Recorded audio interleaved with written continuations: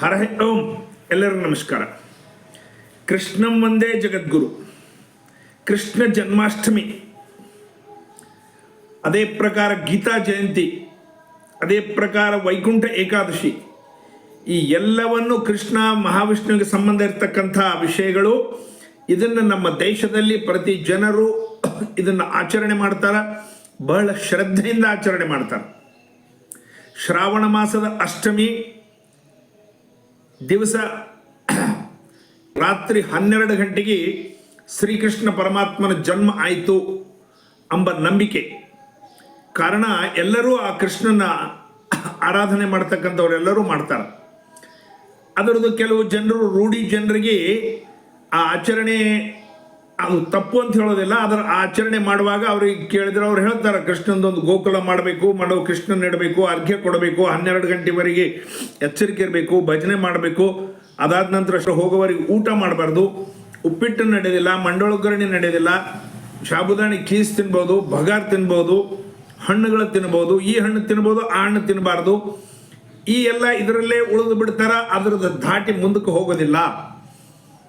ಕಂಸ ಭಯಂಕರ ತೊಂದರೆ ಕೊಡ್ತಿದ್ದ, ಸಾತ್ವಿಕರನ್ನೆಲ್ಲ ಜೈಲಿನಲ್ಲಿ ಹಾಕಿದ್ದ, ಸಾಧು ಸಂತರನ್ನೆಲ್ಲ ಹಿಂಸೆ ಮಾಡ್ತಿದ್ದ, ಜೈಲ್ಗಳಲ್ಲಿ ಇಡ್ತಿದ್ದ. ಜರಾಸಂಧ, ಶಿಶುಪಾಲ, ಕಂಸ ಇವ್ರದೆಲ್ಲ ಭಯಂಕರ ಹಾವಳಿಯಾಗಿತ್ತು.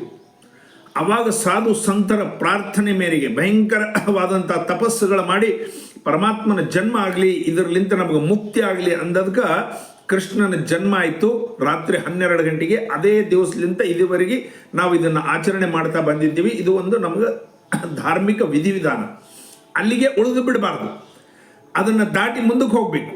ಈ ಧಾರ್ಮಿಕ ವಿಧಿವಿಧಾನ ತಪ್ಪು, ಇವರು ಉಪವಾಸಗಳ ತಪ್ಪು, ಅರ್ಘ್ಯ ತಪ್ಪು ಅಂತ ನಾನು ಹೇಳ್ತಾ ಇಲ್ಲ. ಅದನ್ನೇ ರೂಢಿಯಾಗಿಟ್ಕೊಂಡು ಅದನ್ನೇ ಉಳಿದು ಬಿಡಬಾರ್ದು. ಅದಕ್ಕೆ ವಿವೇಕಾನಂದರು ಒಂದು ಕಡೆ ಹೇಳ್ತಾರ, ಗೀತಾ ಓದುವರದಿಂದ ಪುಣ್ಯ ಬರೋದಿಲ್ಲ, ಗೀತಾ ಪಾರಾಯಣ ಮಾಡಿದರೆ ಪುಣ್ಯ ಬರೋದಿಲ್ಲ, ಗೀತಾ ಪುನಶ್ಚರಣ ಮಾಡಿದರೆ ಪುಣ್ಯ ಬರೋದಿಲ್ಲ, ಗೀತಾ ಪ್ರವಚನ ಕೇಳಿದ್ರೆ ಪುಣ್ಯ ಬರೋದಿಲ್ಲ. ಗೀತೆಯಲ್ಲಿ ಹೇಳಿದ್ದು ನಿಮ್ಮ ಜೀವನದಲ್ಲಿ ಅಳವಡಿಸಿಕೊಂಡಲ್ಲಿ ಮಾತ್ರ ಲಾಭ, ಅವಾಗ ನಿಮ್ಮ ಜೀವನ ಸಾರ್ಥಕ. ನೀವು ನಡೆಯುವಾಗ ನಾವು ಈ ಭಗವದ್ಗೀತೆಯ ಓದಿದ ಮನುಷ್ಯ ಐತಾ ಅಂಥೇಳಿ ಸಮಾಜಕ್ಕೆ, ಬಂಧು ಬಳಗಕ್ಕೆ ಗುರ್ತಾಗಬೇಕು.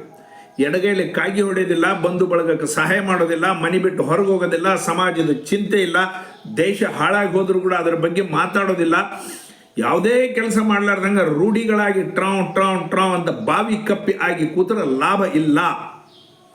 ಇದರ ಬಗ್ಗೆ ಒಂದು ರೂಢಿ ಬಗ್ಗೆ ಒಂದು ಕಥೆ ಹೇಳ್ತಾರ ಬನ್ನಂಜಿ ಗೋವಿಂದಾಚಾರ ಪ್ರವಚನದಲ್ಲಿ. ನಾನು ಕೇಳಿದ್ದೆ, ಕೃಷ್ಣ ಗೋಪಾಲಕರ ಜೊತೆ ದನಗಳನ್ನು ಕಾಯ್ತಿದ್ದ ಅಡವಿಯಲ್ಲಿ. ಆ ಗೋಪಾಲಕರಿಗೆ ಹಸಿವೆ ಆಯ್ತಂತ. ಆ ಗೋಪಾಲಕರಿಗೆ ಕೃಷ್ಣ ಹೇಳ್ದ, ಹಸಿವೆ ಆದ್ರೆ ಅಲ್ಲಿ ಹೋಗ್ರಿ, ಬ್ರಾಹ್ಮಣರು ಒಂದು ದೊಡ್ಡ ಯಜ್ಞ ಮಾಡ್ಲಿಕ್ಕತ್ತಾರ, ಅಲ್ಲಿ ಹೋಗಿ ಏನಾದರೂ ತಿಂಡಿ ಕೇಳ್ರಿ, ತಿನ್ಲಿಕ್ಕೆ ಕೊಡ್ತಾರ. ಎಲ್ಲರೂ ಹೋದರು. ಹೋಗಿ ಅಲ್ಲಿ ಬ್ರಾಹ್ಮಣರು, ದೊಡ್ಡ ಪುರೋಹಿತರು, ಋಷಿಗಳು ಅವ್ರು ಏನಿದ್ರು ಅವ್ರಿಗೆ ಕೇಳಿದ್ರು, ನಮಗೆ ಹಸಿವೆ ಆಗ್ಯದ, ಏನಾದರೂ ತಿನ್ಲಿಕ್ಕೆ ಕೊಡ್ರಿ. ನಡಿ, ಇನ್ನು ದೇವ್ರ ಪೂಜೆ ಆಗಿಲ್ಲ, ನೈವೇದ್ಯ ಆಗಿಲ್ಲ, ಇನ್ನು ಹೋಮ ಆಗ್ಬೇಕು, ಪೂರ್ಣಾವಧಿ ಆಗ್ಬೇಕು, ತಲೆ ಕೆಟ್ಟಿದೆ, ನಡಿ ಅಂತ ಹೇಳಿದ್ರು. ಇಲ್ಲ, ಕೃಷ್ಣ ಕಳಿಸಿದ್ದಾನ, ಒಂದು ಕೆಲಸ ಇಲ್ಲ, ನಿನಗೊಂದು ಕೆಲಸ ಇಲ್ಲ, ನಡಿ ಅಂತೇಳಿ ಬೈದ್ಬಿಟ್ರು. ಪಾಪ ಅವರೆಲ್ಲ ಗೋಪಾಲಕರು ವಾಪಸ್ ಬಂದರು. ಕೃಷ್ಣಗೆ ಹೇಳಿದ್ರು, ಕೃಷ್ಣ ಹೀಗೆ ಹೇಳಿದೆವು, ಅವ್ರು ಕೊಡಲಿಲ್ಲ.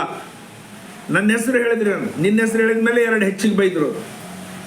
ಎಲ್ಲಿ ಹೋಗಿದ್ರಿ? ಆ ಯಜ್ಞ ಮಾಡೋರು ಮುಂದೆ ಪಂಡಿತರು, ಅವರು ಪುರೋಹಿತರು ಏನಿದ್ರು ಅಲ್ಲಿ ಹೋಗಿದ್ದೆವು. ಅಯ್ಯಯ್ಯೋ, ಅಲ್ಲಿ ಹೋಗ್ಬಾರ್ದು, ಹಿಂದ್ಗಡೆ ಹೋಗ್ರಿ, ಆ ಮಾತೆಯರು ತಾಯಂದರು ಯಜ್ಞ ಅವರು ಅಡಿಗೆ ಮಾಡ್ತಿರ್ತಾರ, ಅಲ್ಲಿ ಹೋಗ್ರಿ ಅಂತ ಹೇಳಿದ್ರು. ಆವಾಗ ಅವರೆಲ್ಲ ಗೋಪಾಲಕರ ಹಿಂದೆ ಹೋಗ್ತಾರೆ. ಆ ತಾಯಿ ಕೇಳ್ತಾರ, ಅಮ್ಮ ಕೃಷ್ಣ ಕಳಿಸಿದ್ದಾನ, ನಮಗೆ ಹಸಿವೆ ಆಗ್ಯದ, ಏನಾದರೂ ತಿನ್ಲಿಕ್ಕೆ ಕೊಡು. ಅಯ್ಯೋ, ಕೃಷ್ಣ ಕಳಿಸಿದ್ದಾನ, ಬರ್ರಿ ಬರ್ರಿ ಬರ್ರಿ ಅಂಥೇಳಿ ಬಾಳೆ ಎಲೆಯಲ್ಲಿ ವ್ಯಂಜನಗಳು, ಸಿಹಿ ತಿಂಡಿಗಳನ್ನಿಟ್ಟು ಕೊಟ್ಲ ಪಾಪ ಹೆಣ್ಮಗಳು ತಾಯಿ. ಅದನ್ನೆಲ್ಲ ತಂದು ಎಲ್ಲರೂ ತಿಂದರು. ಅದು ಗುರ್ತಾಯ್ತು ಆ ಒಬ್ಬ ಮೇನ್ ಅವ್ರೇನು ಯಜ್ಞ ಮಾಡ್ತಾ ಇದ್ರು ಆ ಒಬ್ಬ ಪಂಡಿತಗ. ಭಯಂಕರ ಬೈದ, ಅವಮರ್ಯಾದೆ ಮಾಡಿದ, ದೇವರ ನೈವೇದ್ಯ ಆಗಲಾರ್ದೆ, ಪೂರ್ಣಾವಧಿ ಆಗಲಾರ್ದೆ ನೀನು ಕೊಟ್ಟುಬಿಟ್ಟು ನಮ್ದೆಲ್ಲ ಕಾರ್ಯಕ್ರಮ ಭ್ರಷ್ಟದ್ದೋಯ್ತು, ಎಲ್ಲ ಕಾರ್ಯಕ್ರಮ ನಂದು ಸಾರ್ಥಕ ಆಗ್ಲಾರ್ದಂಗೆ, ಹಾಗ ಹೀಗ ಭಯಂಕರ ಬೈದ್ನಂತ ಆ ಹೆಣ್ಮಗಳು ಆತ್ಮಹತ್ಯೆ ಮಾಡಿಕೊಂಡ್ಲು ಅಂಥೇಳಿ ಬನ್ನಂಜಿ ಅವ್ರು ಹೇಳಿದ ಕಥೆ. ನಾನು ಓದಿಲ್ಲ, ಅವ್ರು ಹೇಳಿದ ಕಥೆ ನಾನು ಇಲ್ಲಿ ಹೇಳಿಕತ್ತೀನಿ. ನೋಡ್ರಿ, ಇಷ್ಟರವರೆಗೆ ರೂಢಿ ಇರ್ತಾರ. ಸಾಕ್ಷಾತ್ ಪರಮಾತ್ಮ ಬಂದರೂ ಸಹಿತ ಅವ್ರಿಗೆ ಬೇಕಾಗಿಲ್ಲ, ನೈವೇದ್ಯ ಆಗಬೇಕು, ಮಡಿಲಾಗಬೇಕು, ಪೂಜೆ ಆಗಬೇಕು, ಉತ್ತರಕ್ಕೆ ಮಾರಿ ದಕ್ಷಿಣಕ್ಕೆ ಮಾರಿ, ಈ ರೂಢಿ ಚಕ್ರದಲ್ಲೇ ಇದ್ದಾರ. ಅದಕ್ಕೆ ವಿವೇಕಾನಂದರು ಹೇಳಿದ್ರು, Gita is a road map. Gita ಒಂದು ರೋಡ್ ಮ್ಯಾಪ್, ಅದು ಗುರಿ ಅಲ್ಲ.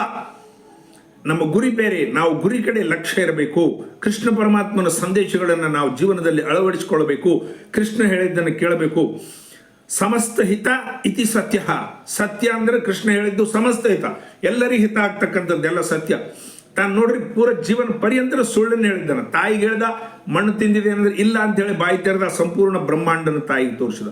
ಅಶ್ವತ್ಥಾಮ ಹತೋಹತ ಅಂತ ಹೇಳಿ ಅವರು ದ್ರೋಣಾಚಾರ್ಯ ನೋಡಿದ. ಭೀಷ್ಮಾಚಾರ್ಯ ಸಲುವಾಗಿ ಬಂಡಿಗಾಲಿ ತಗೊಂಡಿದ್ದ. ಆತನ ಅನೇಕ ಸಮಸ್ಯೆಗಳಲ್ಲಿ ಸಹಿತ ಪಾಪ ಆ ನಮ್ಮ ಅಭಿಮನ್ಯು ಸತ್ತಾಗ ಸಹಿತ ಆತ ಏನೂ ಮಾಡ್ಲಿಕ್ಕಾಗಿಲ್ಲ. ಆಕಿ ತಾಯಿ ಕೇಳ್ತಾಳ, ನನ್ನ ಮಗ ನಿನಗೆ ನಮಸ್ಕಾರ ಮಾಡಿದಾಗ ನೀನು ಹೇಳಬೇಕಾಗಿತ್ತು.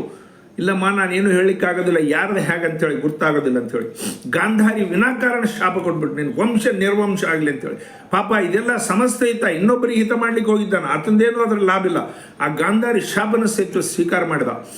ಅನೇಕ ತೊಂದರೆಗಳನ್ನು ಇದು ಮಾಡಿದ. ಕೃಷ್ಣನ ಮಗ ಸಾಂಬ ಭಯಂಕರ ಕುಡುಕ ಇದ್ನಂತ. ಅವಾಗ ದುರ್ಯೋಧನನ ಮಗಳನ್ನ ಲಗ್ನ ಮಾಡಿಕೊಂಡ.